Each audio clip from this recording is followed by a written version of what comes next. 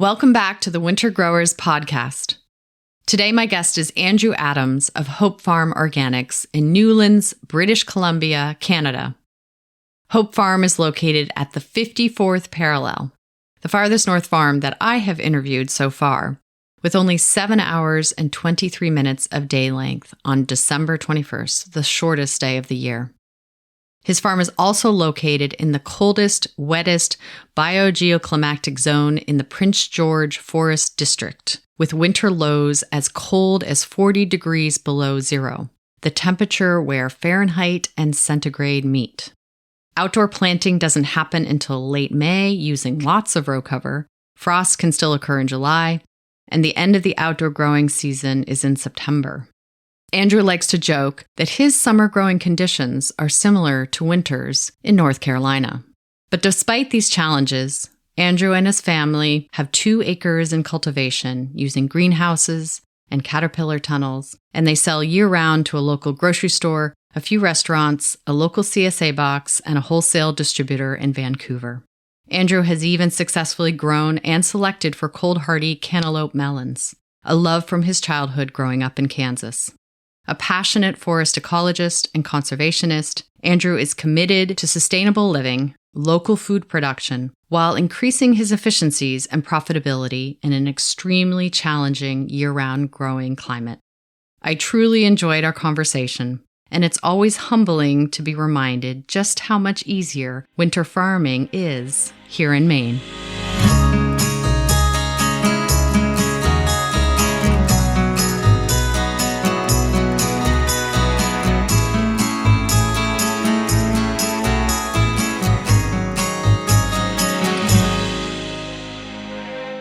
Today's episode of the Winter Growers Podcast is brought to you by Tunnel Vision Hoops. Tunnel Vision Hoops designs and manufactures do-it-yourself high tunnels, hoop houses, and greenhouses. With an extensive array of products to help large and small growers become more productive, they have 11 different tunnel widths to fit any application and designs to stand up to weather conditions from coast to coast. Tunnel Vision is also a national distributor of parts and accessories needed to build, maintain, or upgrade an existing tunnel or hoop house. Check out their Tunnel Vision Hoops YouTube channel for instructional how-to videos to help build a great high tunnel or hoop house. Here at Four Season Farm, we have 2 movable high tunnels made by Tunnel Vision Hoops, and they are definitely my favorites. To learn more, visit their website at tunnelvisionhoops.com. Today's show is also brought to you by Growing for Market magazine. Which crops will pay back your investment in a hoop house or greenhouse? How does managing a greenhouse through the winter differ from summer growing? And which crops can just be overwintered in the field? Learn all that and more by subscribing to Growing for Market magazine. The writers are farmers, not journalists. They won't tell you how to grow, they'll tell you how they grow, so you can decide what works for your farm. Growing for Market is celebrating 30 years of helping local food and flower growers succeed with articles written by experienced farmers from around North America. Since 1992, Growing for Market is by farmers, for farmers. Plus, subscriptions start at only $30 per year. Whether you do farmers markets, local wholesaling, a CSA, or dream of starting a farm, check them out today at growingformarket.com. Request a free sample print or digital copy from their website, and podcast listeners can get a new subscriber discount of 25% off with the code WINTER when subscribing at growingformarket.com. I think Growing for Market magazine is an excellent and affordable resource for any grower. Now, back to the show. Welcome to the Winter Growers Podcast. Today, my guest is Andrew Adams of Hope Farm Organics, all the way up north in Newlands, British Columbia, Canada. And he's actually at the 54th parallel. So he actually gets the award for the furthest north farm that I've interviewed to date. So welcome, Andrew. Thank you for having me. And I am very appreciative to have the title of furthest north farm that you've interviewed. Well, it's pretty incredible because, when I was sort of, looking over the notes that you sent and everything, you have quite the extremes. You're like zone 3 to 2B. You you said that your farm is located in the coldest, wettest biogeoclimatic zone in the Prince George Forest District. So you've got a lot of challenges up there. Yeah. We bought a place that we could afford, and we also got a place that has a hell of a view. And with it came with lots of challenges. Did you know that going into it? Were you, when you decided you wanted to farm, were you like, okay, this is going to be a challenge and, we're up for it? Yeah, when we looked at the place we're on now, and we were looking all over when we decided we wanted to farm, but just farming in the Prince George District alone is difficult. But we sought out our place, and the price was right. We basically had to start from the ground up, but it had a hell of a view of the Rocky Mountains, and there's abundant wildlife and forests, and that's a big part of why we do what we do. We want to be out here in nature, so we're ready for the challenges. And what is your background? What were you doing before you bought this farm? And I believe it was in 2011. Am I correct on that? Yeah, we bought the farm in 2011, and so when I arrived, I moved here to Prince George, BC. I began working as a forest technician as well as a forest ecologist. So with my degree in agriculture, I'd also studied conservation science and forestry. And so up here, I was basically mapping the ecosystems and the plant communities all around northern British Columbia, and jumping out of helicopters in remote places. That's how we bought the farm. And but you grew up in the States, right? So where did you grow up, and what was your childhood like? Yeah, so I grew up in the land of Oz in Kansas. Southeastern Kansas, right at the edge of the hardwood forest and the prairie where they meet. An area frequented by tornadoes. The town I grew up in was a fairly small agricultural-based town, and my family had a small hobby farm.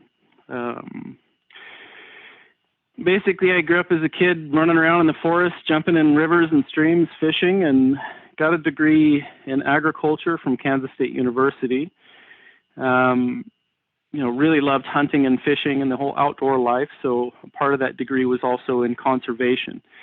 After my degree, I sold everything I owned except for my dog and my truck and drove north to Alaska. And this was back in the beginning of 2007. And lived up there, living my boyhood dream of being Grizzly Adams in the mountains, chasing bears, moose, and salmon. And, I had a dream of one day living in the bush, being a strange bush person. So that's kind of my background before I met my wife. And then she was French Canadian, so she happened to be riding her bicycle across Alaska.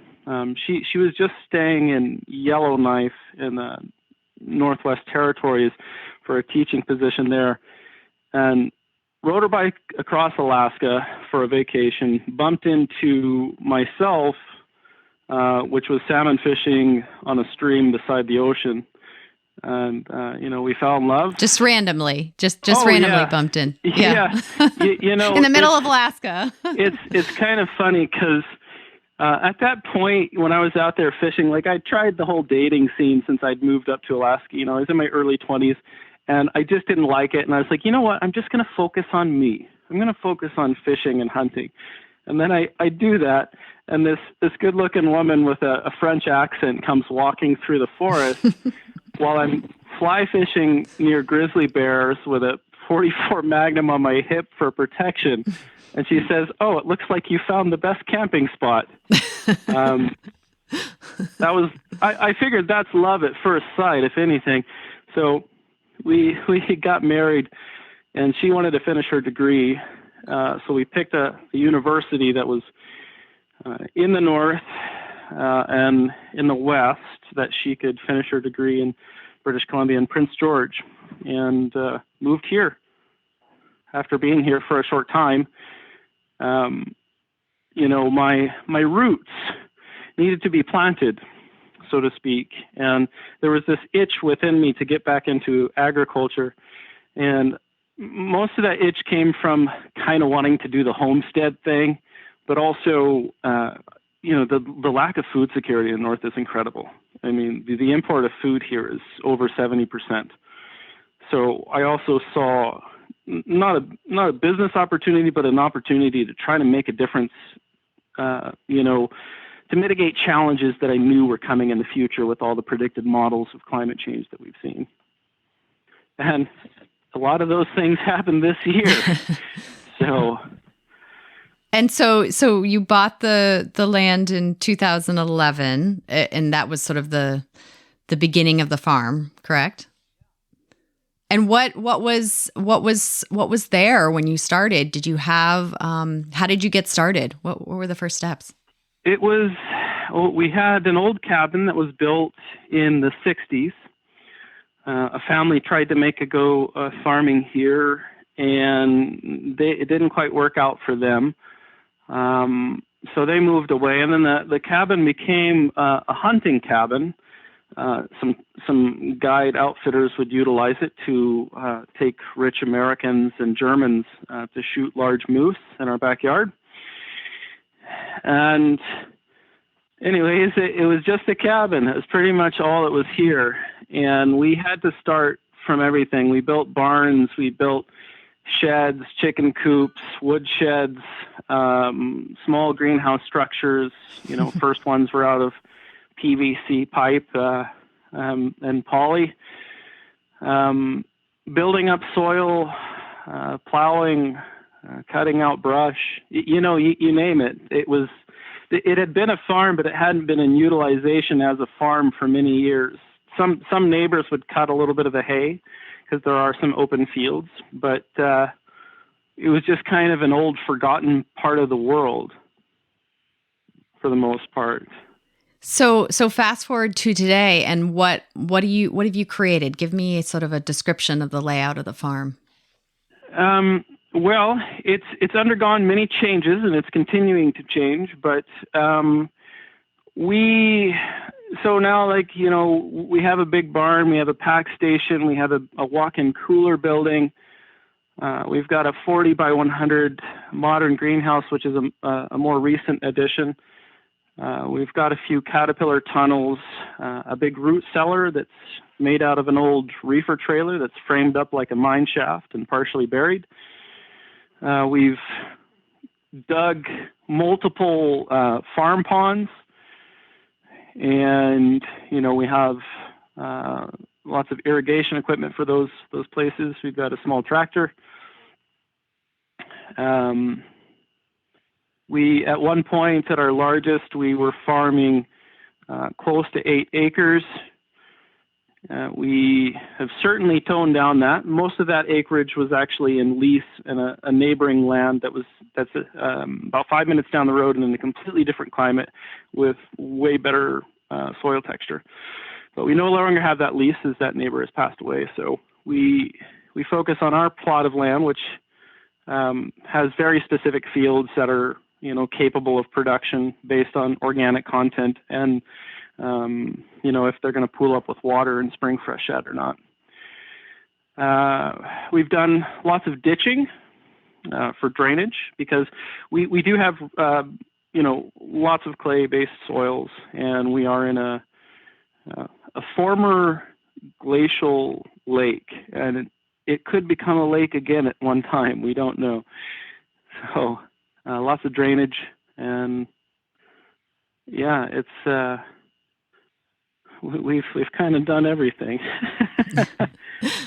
And are you at elevation at all at your farm?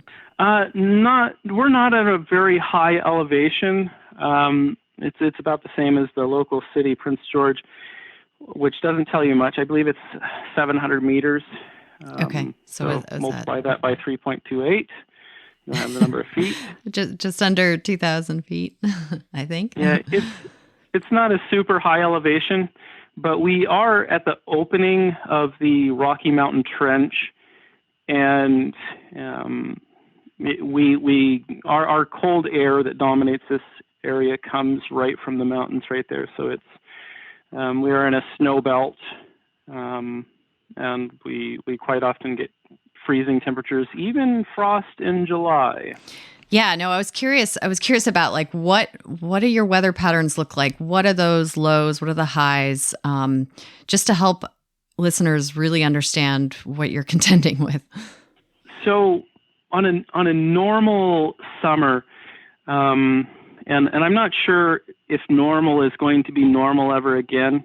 Things are consistently changing, and I want to preface this with the northern latitudes will be affected by climate change much more significantly than lower latitudes, and we've seen that here play out.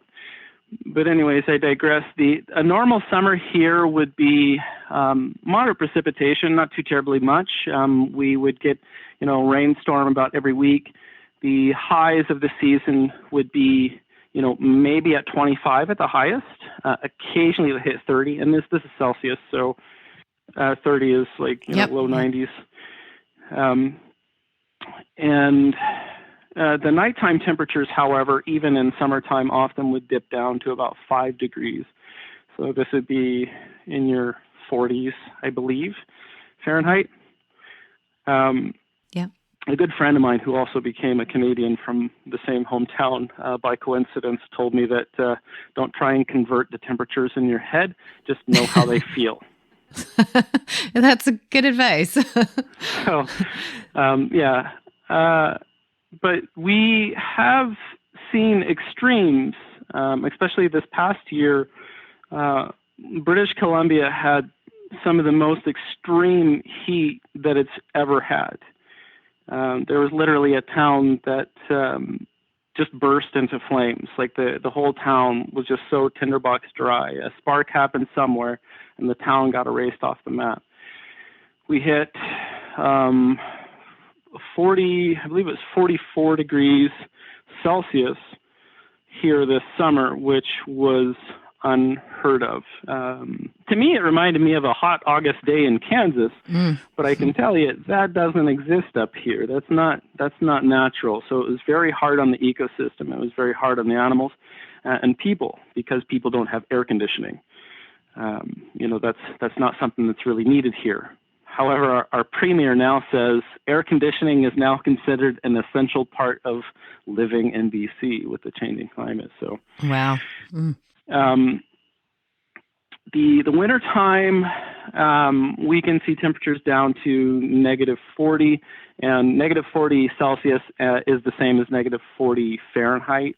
Yes, I love that. Because it's like, I know what that one is. Yeah, we both know it's miserable. Exactly. It's actually very beautiful at negative 40, as long as you don't have wind. Wind can really change things, but you can dress for negative 40, no problem. But if there's wind involved, it can screw up things. We always have to thaw out pipes, and mind you, our pipes are buried over 7 feet deep below the frost line. Pipes underneath the house and stuff, wind will whistle in and freeze. Wood stoves, you'll burn tons of wood. You get frost built up on your windows inside the cabin. It's fun. Vehicles, you have to have them plugged in or they won't start. And when you first start driving, because your car, there's a flat spot where the tires are, where they sit on the ground. And the rubber hardens up, and so your first, kilometer or so of driving, you're driving with kind of square tires until they warm up. Wow. So that's kind of what it's like here. There's major extremes, difficult growing season. We don't plant until outdoor crops until towards the end of May, and typically the killing frost of those crops. If you've been good about your remay placement on and off is in September, sometimes early October. And so your season is really late May to late September. Is basically what you've basically, got. yes. Yeah. But you can get we've been out in the frost. fields in October before, but I can tell you that, pulling potatoes out of the ground, you have to wait for the ground to thaw in the morning, and then you go after the potatoes, and hopefully you get the ones that aren't frozen, and you're getting snowed on, and that's, that really shouldn't be a part of your season. Yeah. But you also can have, you said you can have frosts in July. So the height of the season. So a lot of people and your listeners that will be in your southern states, our summer is kind of like your winter. Sorry, that's funny. and even colder, actually. But frost in July quite often can happen around the middle of July. And, when you're first living out here, middle of July is like the warm time of the year. It's usually the hottest. You'll have bluebird days, and, you're sweating outside, and it's hot enough that the mosquitoes won't come out during the day. And I'll tell you that we live in a place where there's a hell of a lot of mosquitoes. So it's beautiful. And you have an excellent day. And then as soon as the sun goes down, which it goes down quite late in the summertime here, temperatures can just plummet. It's almost like if you were in a desert or something, Yeah.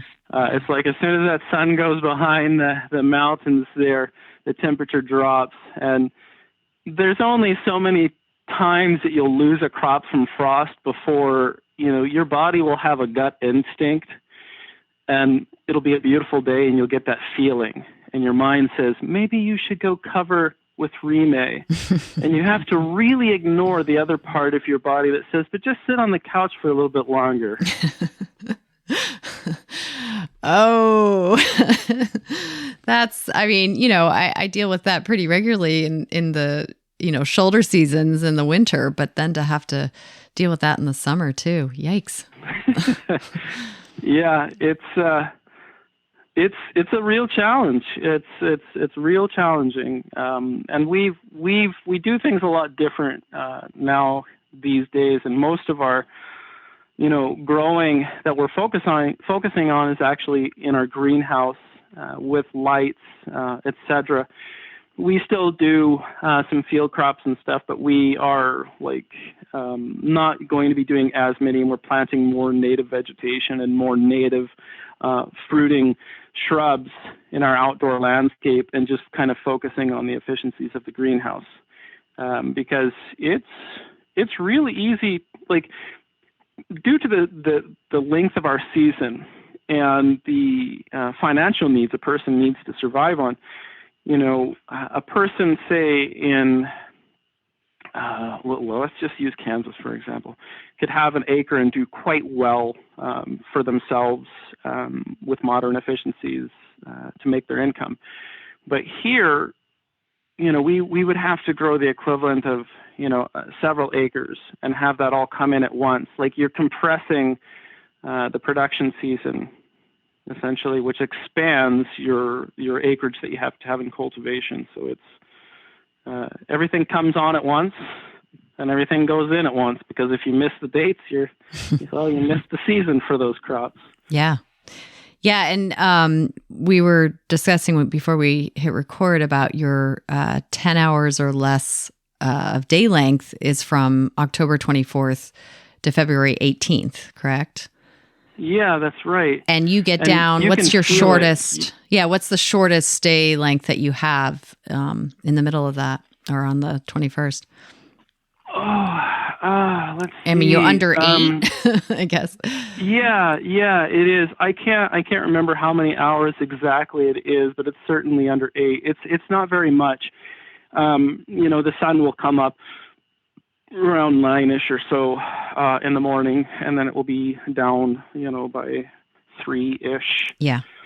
So how does that, I'd love for you to describe a little bit of especially what you've learned about planting dates and going into the winter. How does that affect it? What is the sort of cutoff time you have for certain crops? Well, I can tell you that the two major learning things that we've had here on the farm. Well, I mean, there's been many major learning things, but two of the major things is, crop varieties, how to protect crops from cold, and then the other is light. And the light up here, like when you have enough light to grow plants capable of producing what you would expect them to produce, the spectrum of light, which is also affected, greatly up. Everything is kind of like the more further north you go, the greater the influence of spectrum will be, the daylight hours, temperature, etc. But to go back to your question, how does it influence? Well, we had trial and error for several years on when to start plants. And we knew everybody, like folks in Prince George and the local area, everybody kind of always had a rule of thumb: don't plant until May long weekend, which is a holiday in May. Canadians have like long weekends, holidays, almost every month of the year. By the way, it's incredible. But anyways, people will be planting on May long weekend, but you have to have the appropriate size of transplant to get out there, and to have the appropriate size of transplant, you could have a small greenhouse to start them, but daylight influences things and the strength of light. And basically, we went through a trial and error process of starting plants at various dates, and then also, utilizing stronger and more powerful grow lamps to start them. And so, do you use? Are you relying on grow lights to start and grow out your transplants? Is that pretty common for your system? Yeah. For the big money making crops, anyways. When we start our brassicas, we typically start our brassicas in March, and by March, the daily light integral, which is the daily light integral, is something that we kind of pay attention to, because it's not really measuring the number of hours of light that you have, but it's like the strength of it, which is also a part of. Yeah. But the daily light integral in March is at 17.5 moles. Okay. So it's quite powerful. It'll grow you a good head of lettuce, and it can also provide almost as much light energy as tomatoes require for fruiting. So as comparison, what would be the integral mole on the 21st of June? Just to give people a general, for you. 43.6. Oh, wow. Okay. So that's like super powered. Yeah, that's a lot of sunlight. Yep. Basically, the sun is like directly overhead, and it's up for a long period of time. So there's lots of light energy. So there's a lot of growth that happens then. But I can tell you that for some varieties, having that extended period of intense light can actually trigger flowering. So some brassicas will not like that. Yep. Bolt fast. It'll stress them out a little bit. And this is like an ongoing trial and error process of picking the right varieties for things that we've done for years, and having our organic certification and being big time Excel spreadsheet nerds to try and I'll phrase it, trying to solve the Rubik's Cube of growing on our farm. We figured out what works best, but it can be good things for hot weather crops. Cucumbers and tomatoes that time of the year in a protected culture just go crazy. Yeah. So what you mentioned, the focus on using protected culture for growing majority of your crops. And can you walk me through what a year would look like in one of your tunnels? What would be the cropping system, and what would be the transitions and all of that? So we'll be starting our tomatoes for the season in a little over a week. Okay, and today is the 12th of January that we're recording this, so yeah. Correct. And at the same time, we'll also be starting our lettuce plants for the first cropping in the greenhouse. And basically, we'll get a bunch of starts going for the lettuce.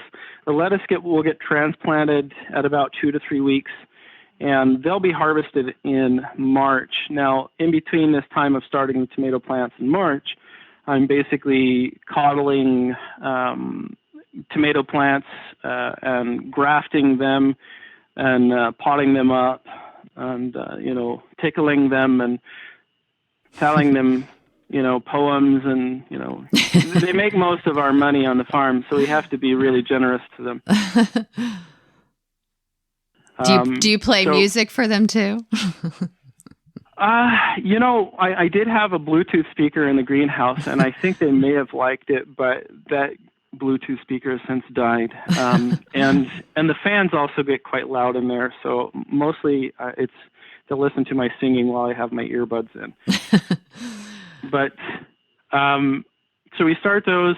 Tomato plants will get planted in March, and this is a heated. This is a heated greenhouse. Obviously, you're planting in two. Yes. Yep. Yes. And I'll preface this: we've been as primitive as can be, and have started plants and planted them around the same planting times in the past, utilizing caterpillar tunnels and wood barrel stoves. And it's in our climate, it's been described as torture and insanity what we were doing, because we were literally carrying loads of wood through the night with headlamps on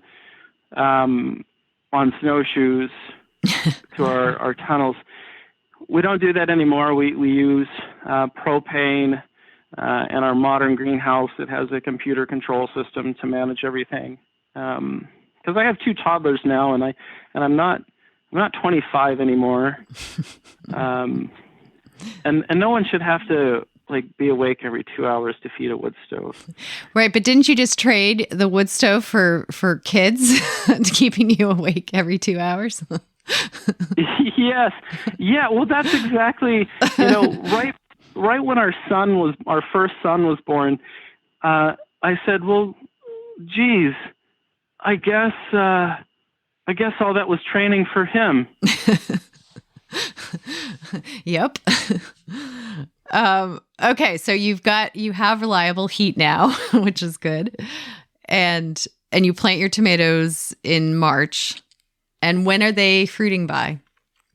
They'll be fruiting in mid to late May, and when we start them, we need lamps in there now.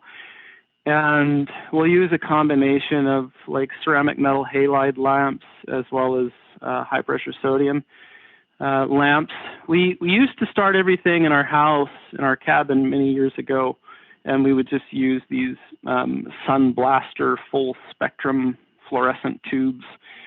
And they do okay too, but the one thing that we've learned over the years is that don't guess on how much light the plant needs. The science is already out there, and you give it exactly the amount it needs, as well as the amount of fertility and soil space, and you will have a robust transplant. And for our climate, even in the protected culture, we believe that having the most robust transplant is highly imperative to, the successes that you'll have on your farm. So, yes, I would agree. I think that's important. So lamps to start them with, get them going, be nice and beautiful. And, they'll be fruiting in May. The lettuce that we've started, we pull it out in March. We'll fill the whole greenhouse with lettuce heads and then harvest them, and then the tomatoes will go right in afterwards. We'll start a little bit of lettuce in May as well, some starts that will go into our field. and we'll plant the lettuce. At the end of May, we'll have lots of Rene cloth on it that we'll do a dance with in the springtime. And then towards the beginning of June or so, we'll seed some carrots out there too. And that'll be it for our outdoor crops. We do have a strawberry patch, but it's at the end of its life. It's about 1/3 of an acre, and it's going to be renovated. And we are focusing on producing more fruits with more fruiting shrubs and et cetera. We're trying to do as little tillage and replanting and maintenance in outdoor fields as we move forward. And so we're trying to focus on more and more native vegetation and fruits. So let Mother Nature kind of deal with the challenges we're having. I don't want to run out there with Reme all the time anymore. No. Our modern greenhouse produces so much food, it keeps me extremely busy. So I don't want any more working time. No. So those tomatoes, they'll produce up until what's their length of productivity, we'll call it. And then what do you do after they're done? So we can produce them into October. Mm-hmm. And we have been purchasing more and more lights that we want to fill the entire greenhouse, basically where if we needed to, we could grow completely year round with the tomatoes, or until December anyways. Mm-hmm. But, the cost of propane becomes higher. It doesn't become higher, but, your use of propane becomes higher, as well as, temperature swings from November on can be pretty extreme, and it's a significant risk. So we try to stop the tomato plants at the end of October, and I can tell you it's really hard to tell a beautiful tomato plant that, I'm sorry, buddy, I'm going to have to cut you down. Yep. But the numbers tell you to do that. So you listen to the numbers, and then we'd replant with some more lettuce starts and some radishes, and we'll harvest those out in November and December. Hey, podcast listeners, we're going to pause for a moment to hear from one of our show sponsors. This episode is brought to you by Rimmel Greenhouses. Whether it's tomatoes to market, flowers in the spring, or your family's harvest, growing in a greenhouse protected from the weather provides the right environment that you need for a harvest that you can count on. Rimmel Greenhouses are designed for durability and offer the quality that you need to grow productively year-round. Visit rimmelgreenhouses.com to get a quote today. Here at Four Season Farm, we use Rimmel greenhouse models to support our year-round crop production. Today's show is also brought to you by Johnny's Selected Seeds. Johnny's Selected Seeds is a proud sponsor of the Winter Growers podcast. Since 1973, Johnny's has supported farmers and gardeners with superior seeds, tools, and information to help ensure their growing success and feed their communities and families. The research farm is the heart of Johnny's, where they trial thousands of varieties and tools every year. The breeding program uniquely focuses on introducing varieties that meet the needs or solve challenges that mixed market, small farmers, and avid gardeners face. Visit johnnyseeds.com for innovative new varieties and time-tested favorites to grow this season. You can also browse the online Growers Library for a wealth of educational resources, including the Johnny's Winter Growing Guide, which features tips on planting and harvesting into the shortest days of the year. The employee owners at Johnny's look forward to growing with you. Now, back to the show. And I read that you are usually doing try to do one big harvest once per month as you go into the winter months. So you kind of have it as a storage and then harvest it all together. Is that correct? That's the attempt. Is we try to harvest several beds at once, or within a week's period anyways. I can only do so much in a day, but we try and get it we're not doing a lot of small harvests. We don't really focus a lot on the CSA model or delivery to door, although we do some of that, but it's certainly not our focus anymore. All in the name of, it's easier and gives me a bit more of a work-life balance when I can hand off to either our distributor or wholesale distributor in Vancouver, or a few local grocery stores in the region. And so they also have their own vegetable delivery services. And so we just harvest a whole bunch, put it in our walk-in cooler, and wait for the delivery day and send it all to them. And then you're also doing a small sort of CSA as well. That's a biweekly CSA. Yeah, and I'd say it's biweekly, but it's kind of like when it makes sense. When we have some, like we used to run mostly a CSA operation for our farm for several years, but that is extremely labor intensive, and trying to have diversity is also a challenge.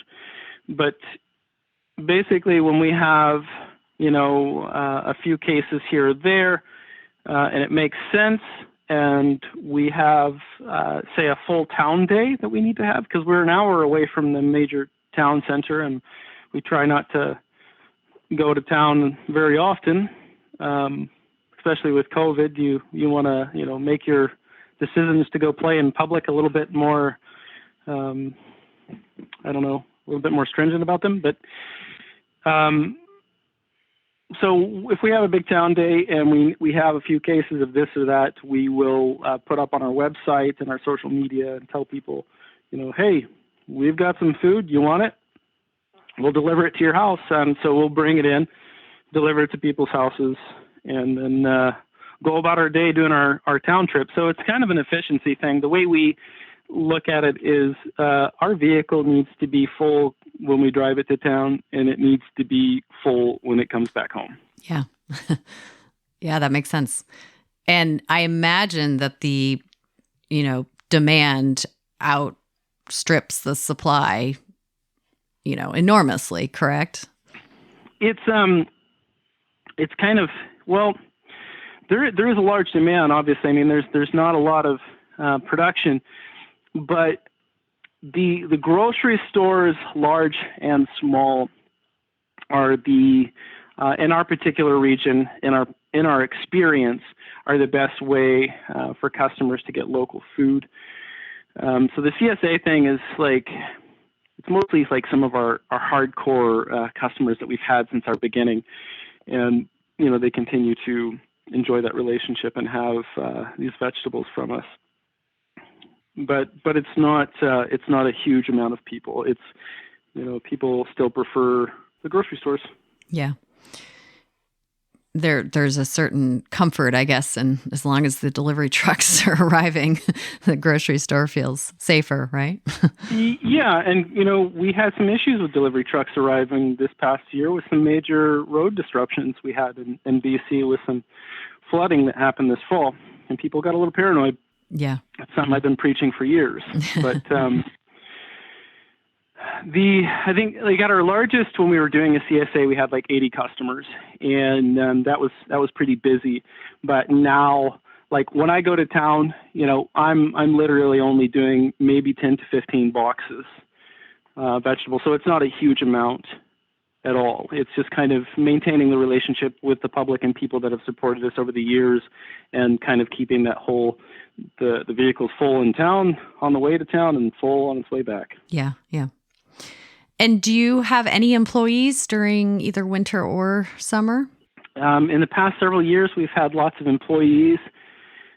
Typically, it'd be anywhere from 6 to 8 employees. Some would be at various times of the year. For a couple of years, we had one person that was with us, pretty much year round. But this year, we will probably have a little bit of part-time casual work for people to help with planting.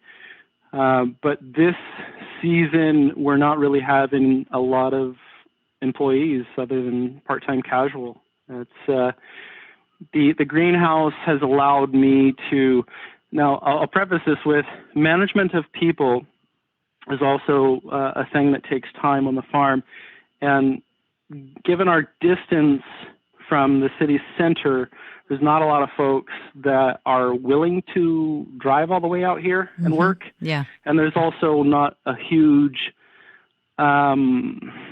agriculture community where people have learned and gained the skills to work in agriculture. So it's really challenging employment-wise. But so this year, it's mostly myself, a little bit of part-time help, and my wife occasionally, but that's pretty much it. It's a small family farm, they would probably call it. Yeah.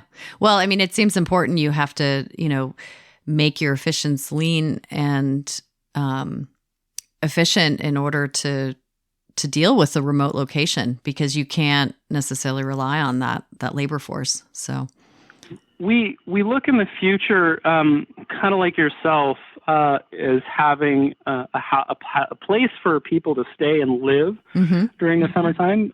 Because in the past we've had people staying in RVs, we had people staying in canvas tents,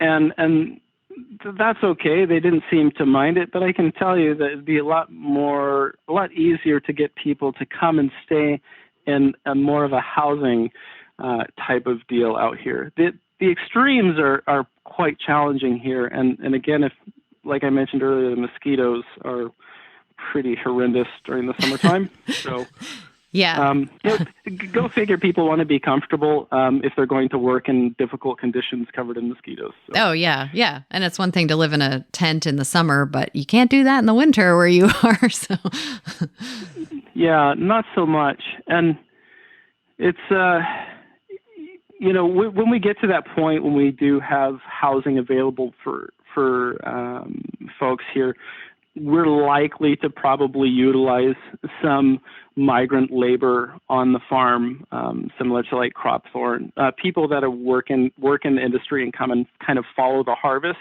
to harvest some of our fruiting crops. Teaching people how to do that in such a short season here is quite taxing. Again, very short season. You must learn fast. You must move fast. Yes. You must not trip very many times. So I was reading a few articles about you before we got on this call, and there were a couple of things I wanted to ask you about because I found them really, it sounds like you like to experiment a bunch. And one of your experiments was growing cantaloupe and melons in your climate in the summer, and how you've been able to select for the hardiest varieties to grow. And I would love to hear you describe how you started that project. So, like many of the things that we've done here on the farm, everything kind of starts with passion and or a desire or love, whatever you want to call it. And when you live where we do, the fruit that we get up here isn't the greatest, and the produce is not the greatest in general. But one thing I missed quite a bit from my childhood was a beautiful cantaloupe in the summertime. Juicy, sticky, sweet cantaloupe. Yes, nothing compares.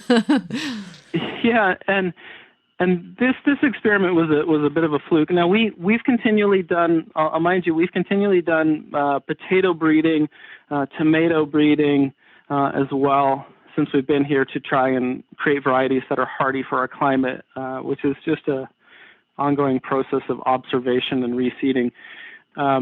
But the cantaloupe, we started first. I looked, searched online for quite some time, trying to discover what cantaloupes were the hardiest. And the one that I came up across was named Noix de Cam. So it's a black melon. Basically, it's really dark green. It ripens up and it looks like a pumpkin, though. It's like orange on the outside. And it was coveted by some French monks in a rainy, cold area of France. And so we brought this onto the farm and basically abused it for a few seasons in our horrible polytunnel and planting it in the fields. And I'd planted it in various locations on the farm. And we have, a steep hill on our farm that has a plateau that's much warmer than the lower fields. We'd planted up there and also planted it in the lower fields. And after abusing it for a couple of seasons, it appeared we had a plant that could produce in our season.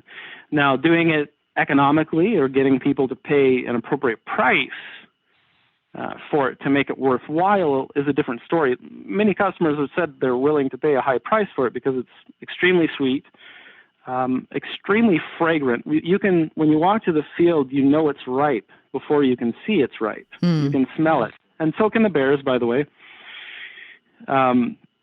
which they've eaten a few.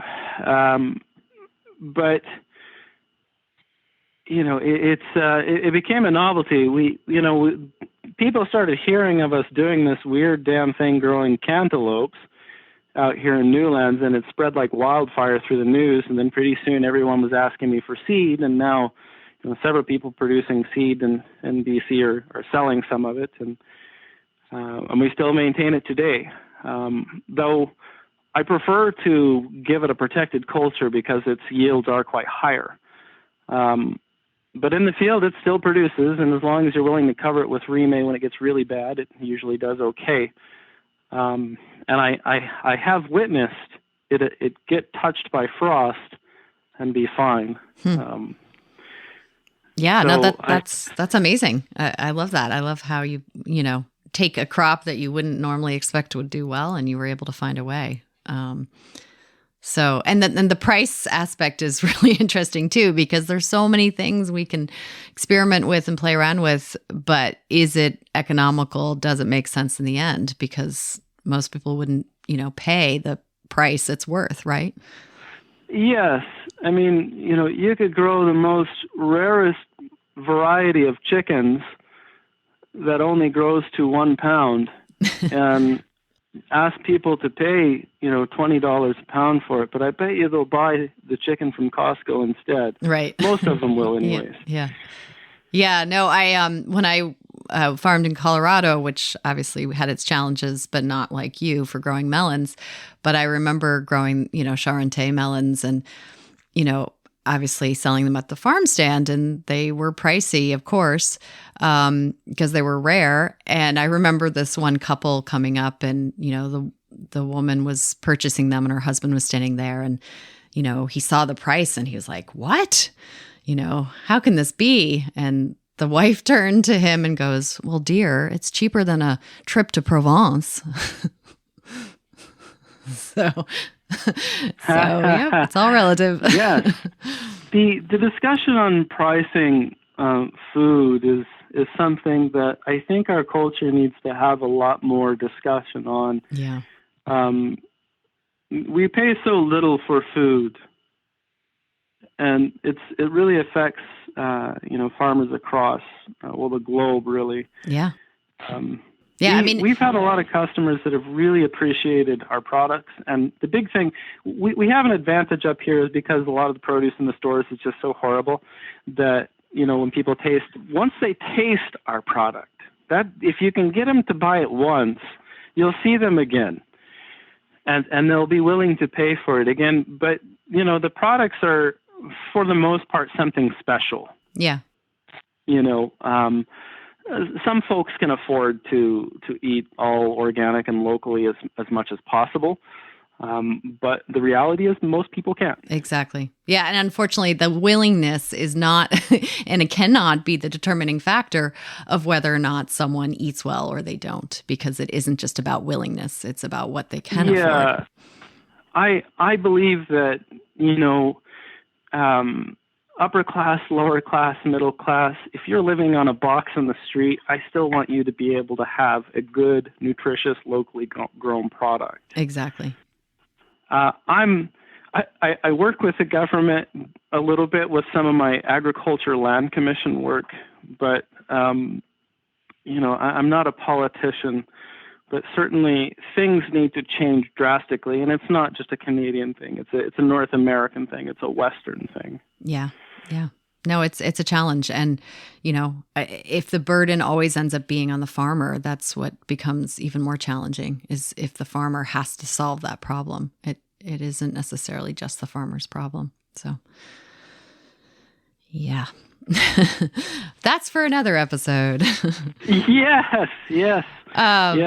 Well, the other experiment that I'd love to hear more about is your experiment growing hemp, which is, obviously something I've been seeing more and more with farmers trying to look at that as a cash crop, and with also the legalization of cannabis in various states and everything, there's a lot more opportunity. So I'm curious what you've experimented with.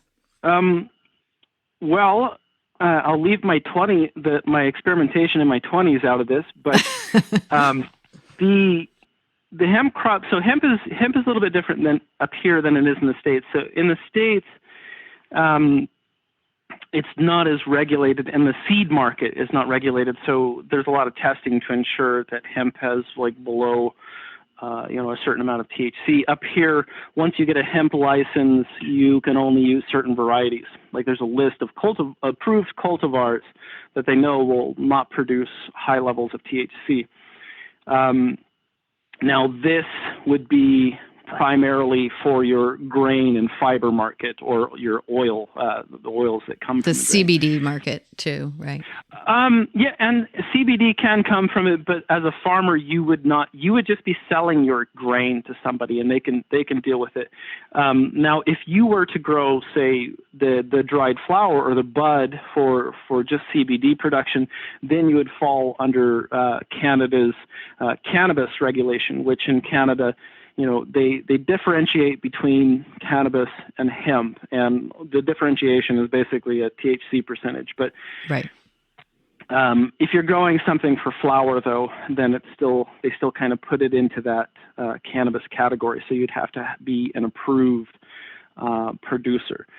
Cannabis licensed producers in Canada will produce some of the varieties that you and I could consider hemp based on the THC and CBD, and they'll sell to that market for extracts and smokable flower, etc. Our production of hemp here was really for the grain, the protein content and the omega fatty 3 acids from the grain.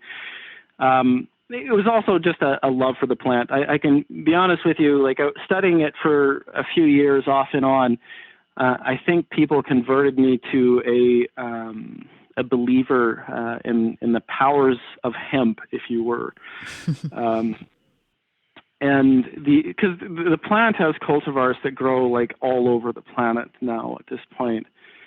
So we got a license to grow it for grain, and to be studied alongside with the university to kind of see what was possible in a crappy climate with poor soil.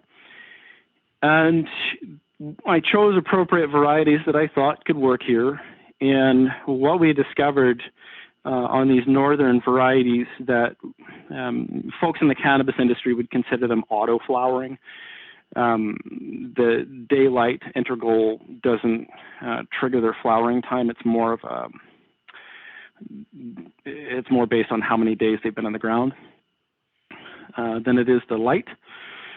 We found that you can plant it extremely late. We planted it in various fields, and we planted some fields we can access quite early, and some fields we cannot access until much later in the season, based on how the water from the spring freshet, or the melting of all the snow. Sometimes it lasts for some time. One of our fields that was in the lowest worst spot of our property, and we cultivated it, and we didn't plant it until almost July. And it produced the most beautiful looking stand of hemp with these enormous buds full of grain. And it was quite successful. I hope someone would continue on to grow it. It was more of just a wild hair or a wild oat, maybe a wild weed that need to be sowed.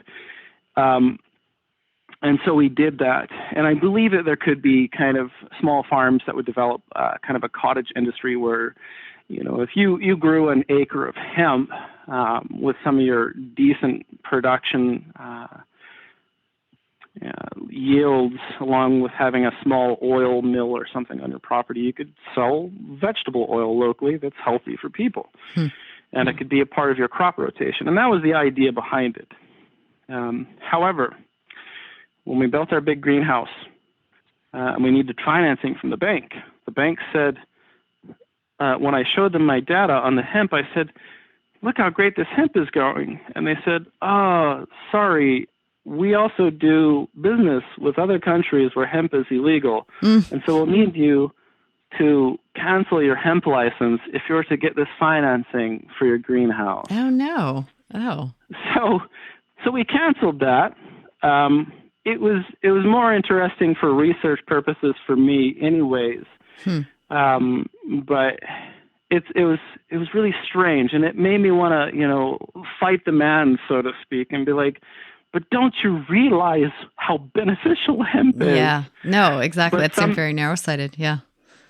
Some countries, Canada was one of them. The United States is, still coming around to the benefits of cannabis and hemp as a plant, and many Asian countries and the Pacific Islands still view it as like a very dangerous thing and very illegal. And so many banks, if they do any work with other places, they basically adhere to the most limiting policies. Right? Yeah. So that took us out of the hemp game. But I can tell you that it's amazing, and I highly recommend people try it out for their farm to see if it can work in a cover cropping operation that you could also gain value from, because the fiber just builds that soil. It's beautiful. Yeah. Yeah, there's a lot of farms in Vermont that I'm aware of that do it, and they're very successful with it. So, yeah. Interesting. Well, I think we're at our lightning round. Are you ready for the lightning round questions? Sure. Fire away. Okay. First question is, what gets you up in the morning? Well, a toddler is what gets me up these days, as well as a strong cup of coffee and the desire to see the sunrise over the mountains. We live where we do because we love the environment in which we live, the forests here. And the sun coming over the mountains in the morning is, I don't want to use the word God, but it's like a kiss from God. It's just like, look how beautiful everything is. So I try to see the sunrise every day. That's good. In the summertime, you have to get up pretty damn early to see it, but it's worth it. Yeah, what time is the sunrise in high summer?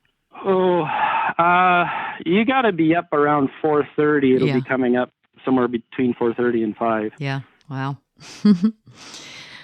What is your favorite tool? A calculator. Also the tablet, which is kind of what I use to do the calculations, because it also has unit conversions.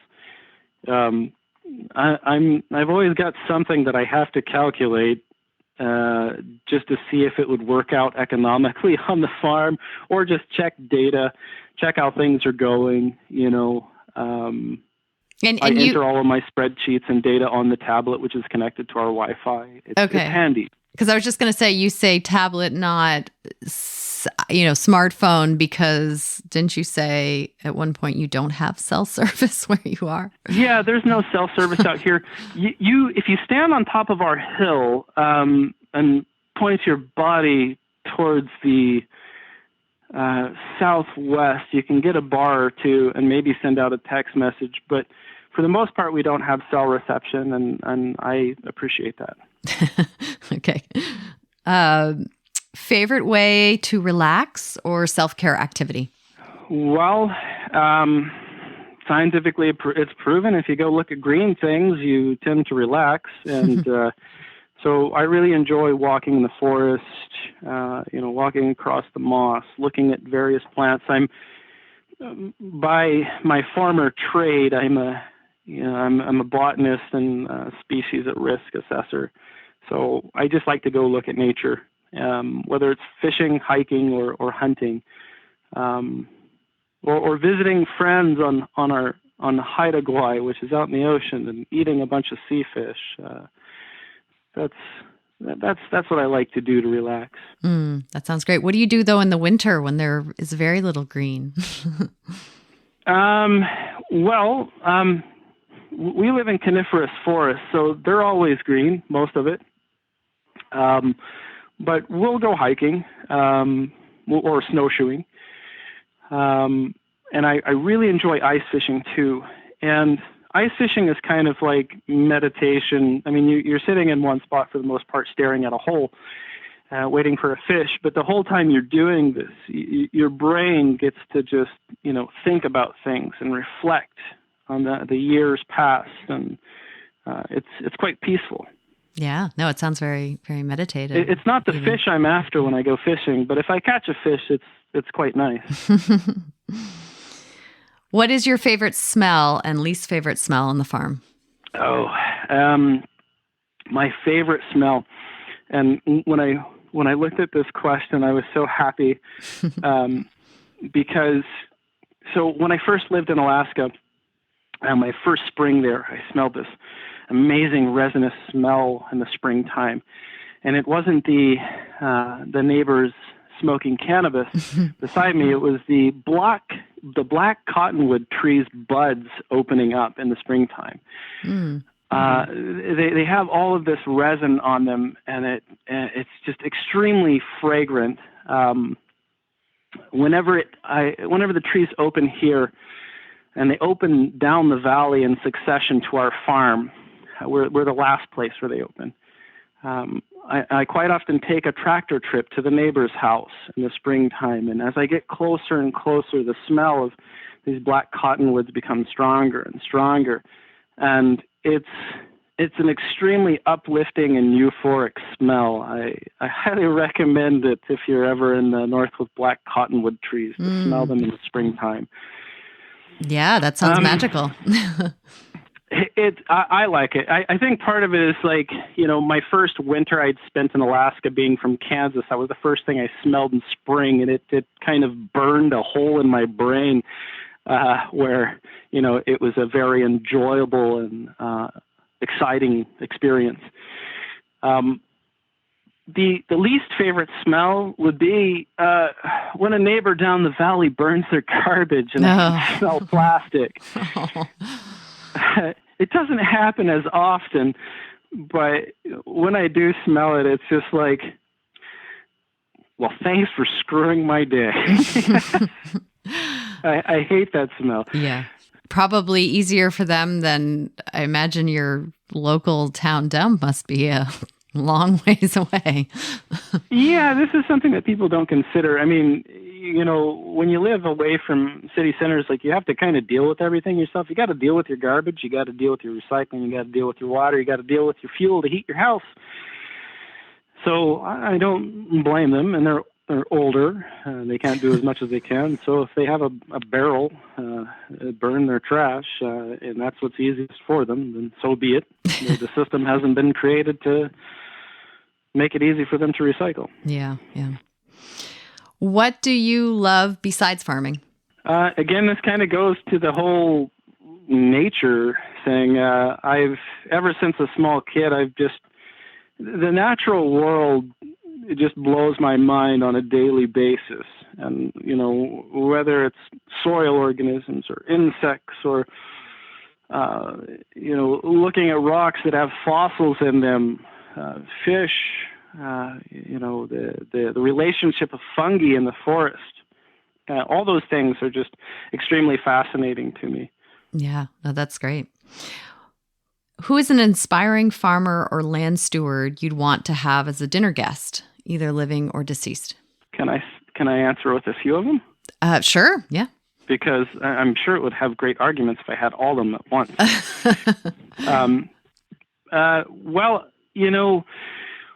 I would love to sit down with George Washington Carver. Mm-hmm. he grew up on the same river system that I did, the Neosho River Basin. And I just think he's kind of a genius. I'd like to talk to him. Good farmers and good agricultural scientists are often people that have really keen observational skills. And listening to them is wonderful. And to go along with that, observational skills would be, Henry David Thoreau as well as Aldo Leopold would be wonderful. Yeah. Yeah, that would be a great dinner table for sure. What's one piece of advice you wish you had starting out or something you wish you had done differently? And this is really important. I had to think about this, and it was simple, but it's, you don't have to have a super diverse, multi-species plant-animal operation. You don't have to do what you've seen other farms do, whether it's on social media or other. You have to define what the goal of farming is for you. And for me, the goal is, I want to do something that I like to do, but I also want to earn money so I can do more things that I like to do. And being extremely diverse and, having your hands in many baskets, growing many different crops and all the animals, having Noah's Ark on your farm is not exactly profitable. So less species, and don't be afraid to take on debt if you have a well-written business plan to allow you to achieve your dreams sooner. I think debt can be a leveraging tool to allow you to focus on your farm and focus on the efficiencies. It can be a scary thing to get into, but as long as you have enough mentors around you, it can be quite beneficial. Where and how does wildness enter or influence your farming practice? Well, again, a lover of nature, a forest ecologist. We live in the boreal forest. It's ever present. We cannot ignore it. We have moose on our property. We have bear. We have grizzly, black bear, wolves, coyotes, and all these beautiful creatures. And I enjoy seeing them. And I enjoy also participating with the ecosystem in terms of harvesting wild mushrooms and berries and animals and fish. It's extremely important to me that these things are able to continue and thrive. So I take those into considerations in my farming practices. Our organic certification is a part of that. As soon as Canada has a regenerative certification, I'm sure we'll have something, such as that as well.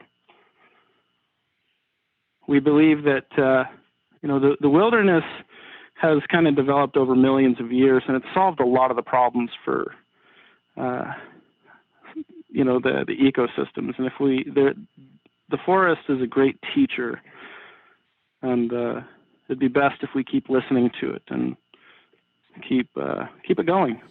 Yeah. What do you long for, and how does that influence how you farm? Well, I think a lot of people like myself that get into organic farming are interested in nature. And I want to expose my kids to all these great things that I like as well. I don't want to force them to do it, but I want them to be exposed. I want my son to, experience quietly sneaking up on a moose in the forest and watching it wake up in the morning.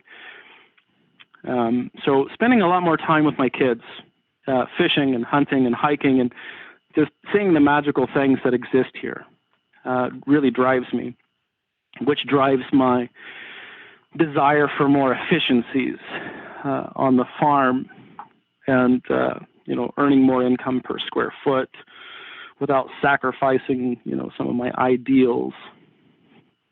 That's what drives me. What do you feel is your gift to give on behalf of people and the land? Now, this is a question that was I just didn't know how to answer. I would say that a gift that I have to give to people would probably be perhaps my observational skills and perhaps my willingness to try very difficult things and make this knowledge available to others who want to take on the task of trying to produce food on what would be considered marginal wild land, as well as kind of protecting the environment along with it. Yeah, great answer. And finally, how will you grow old farming? Ooh, that is a good question. I think I'm going to play out my days. Well, I'm already planning on what it's going to look like when I'm old now. As we were talking earlier, we're planning on transitioning portions of the farm over the next several years into nut and fruit trees, as well as more fruit trees and shrubs, and also just other indigenous plants that benefit the wildlife on the farm. So there's a lot of places on our farm when it was cleared back when they originally cleared the property for the railroad in 1916 or so that shouldn't have ever been cleared. There's some areas that it's just not that productive, and it would be better off as a forest to provide more habitat for animals. But I do believe that, utilizing agroforestry can also make it beneficial to humans as well as the wildlife, and also mitigate some of the challenges that are going to come at us in the future through a changing climate. So I imagine myself growing old under a fruit or nut tree on my forest that I've grown on my farm. There you go. Well, thank you so much, Andrew. This has been really educational and informative, and just a real pleasure to speak with you about what you've created up there at the 54th parallel, especially with the challenging growing conditions you have, not only in the winter, but in the summer. So thank you so very much. I really appreciate your time. And yeah. It's been so pleasurable for me to chat with you. It's yourself and your father both. I've read your work over the years, and you've certainly inspired us.